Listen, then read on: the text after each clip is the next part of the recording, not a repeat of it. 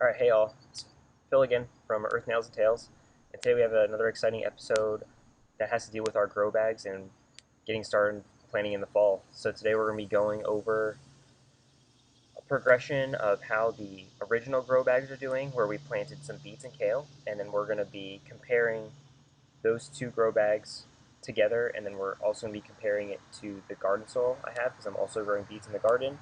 And then I'm going to give you guys some tips on how to plant carrots for the fall. So let's get started. Alright guys, so real quick, that are people that are tuning into this episode haven't necessarily seen the first one. I'm doing an experiment using grow bags. So I have a couple brands of soil. I got Kellogg soil, and then I also got Miracle Grow brand soil. They're both organic. They're both highly rated soils. So what I'm doing is I'm got some grow bags here that I bought off of Amazon, and I'm just testing the soils to see how they perform with different types of vegetables. So I'm planting the exact same vegetables in each variety of soil, and then I'm planting them the exact same time, taking care of them the exact same way, and we're basically going to see just how it turns out, and that at the end we're going to compare that to my homemade garden soil that I made. So if you're just tuning in, that's what we're doing here. So now let's get in and see how each of these soils are performing. So right here we have the Kellogg brand soil. Again, it's organic soil, and we have beets and kale growing in here. So as you can see, there's not very much growth going on here quite just yet.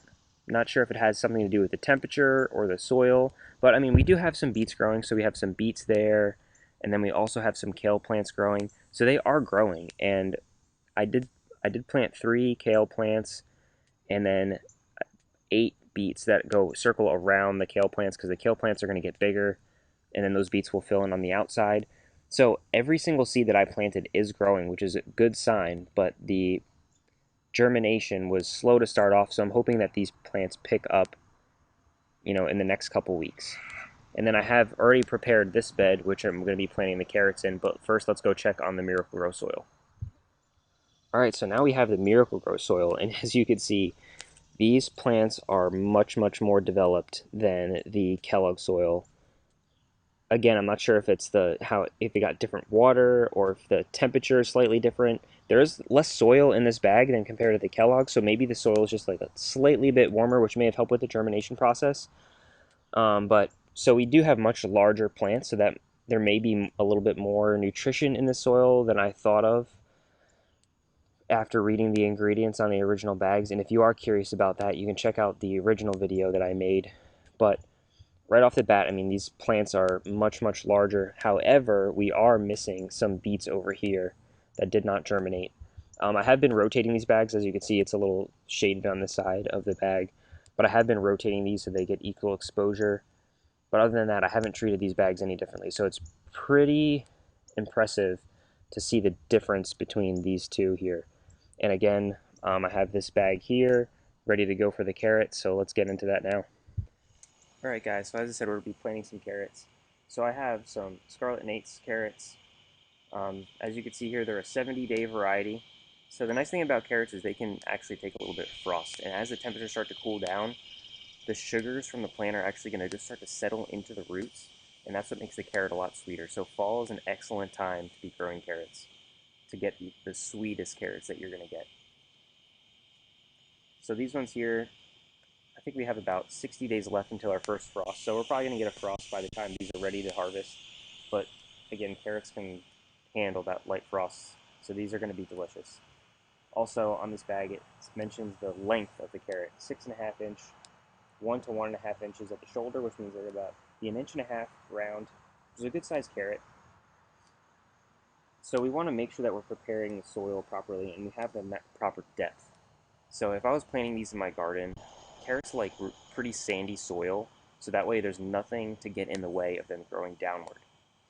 If you plant a carrot in some hard clay soil or something that has like a lot of rocks or even some mulch, once the carrot is growing, it's not going to push those things out of the way. It's actually going to start to grow around it, so then you're going to have some oblong carrots with some forking or some weird growth.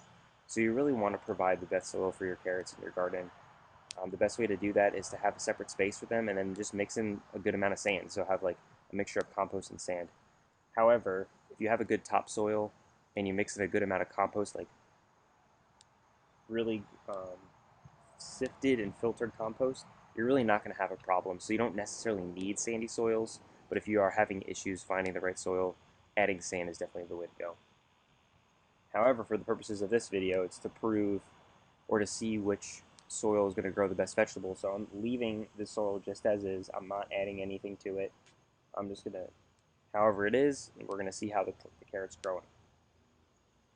So carrots, as I said, if you saw my post the other day, I posted about carrots, like how to prepare. They really like to be wet and moist. However, for the purposes of this video, I'm just going to plant them straight from seed into the ground. So these guys like to be planted about 1/4 inch deep, and similar to beets, they like to be 2 to 3 inches apart, a little bit closer than beets. So what we're going to do is just we're going to plant these around the outside of this. So I'm just going to make a nice, very shallow circle, and make sure you're giving the spacing that it needs from the outside of the grow bag here, right? They want 1 to 2 inches spacing, so make sure that you're 1 to 2 inches in from the outside of the bag. We're going to make a very shallow furrow here, right? 1/4 inch is not very deep. And then we're just going to take our carrots,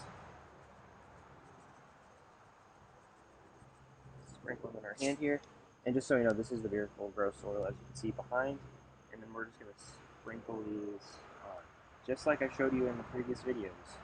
You want to make sure that you're planting extra seed because you want to guarantee germination, especially for carrots. Carrots are actually kind of picky to grow or to germinate. So having extra seeds in the ground is going to give you that insurance just to make sure those carrots sprout.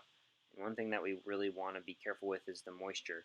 We need to make sure that the carrots stay moist the whole time during the germination process, because their germination process is pretty long. It's 2 to 3 weeks. So you have to stay on top of them even more so than any other vegetable.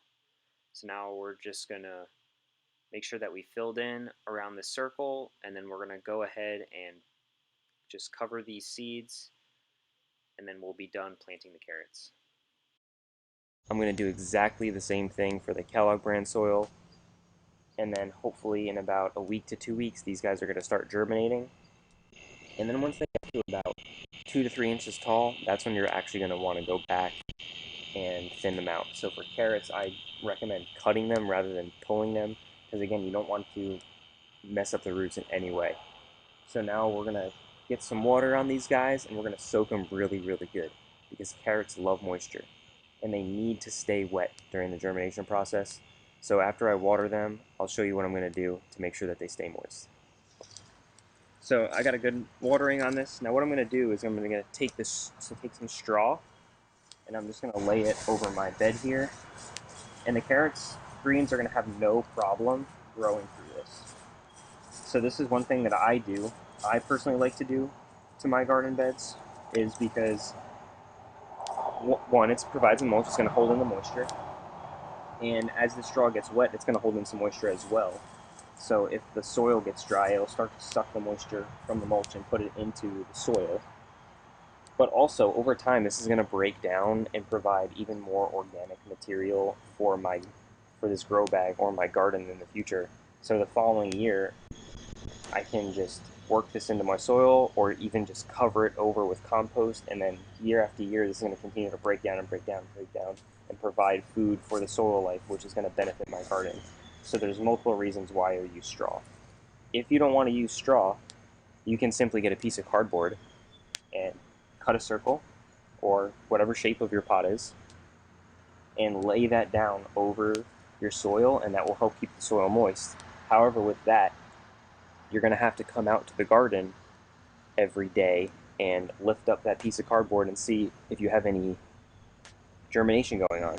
If you do start to see germination, you're going to want to take that cardboard off, and then make sure you give it a good watering, and then leave it off, because the greens aren't going to grow unless they're exposed to sunlight.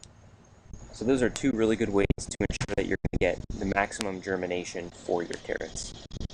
One thing I did forget to mention before is that with the soil quality or consistency, is you want really loose soil, right? So that could be sandy, but you also want to have enough depth for your soil.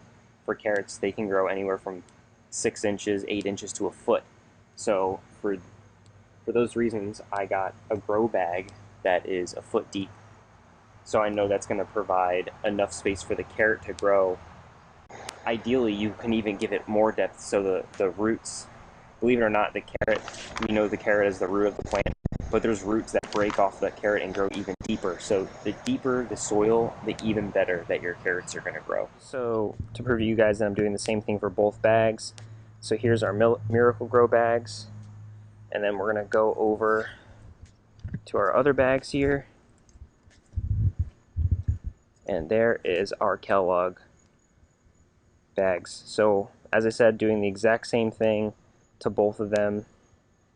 I'm going to be doing another video in the next couple weeks just to give you an update similar to this one, and then we'll see how things are going. So I'm really hoping that you guys are finding these videos helpful, especially if you're a newer gardener getting started in the fall. I know it can be difficult sometimes. It's a lot of information.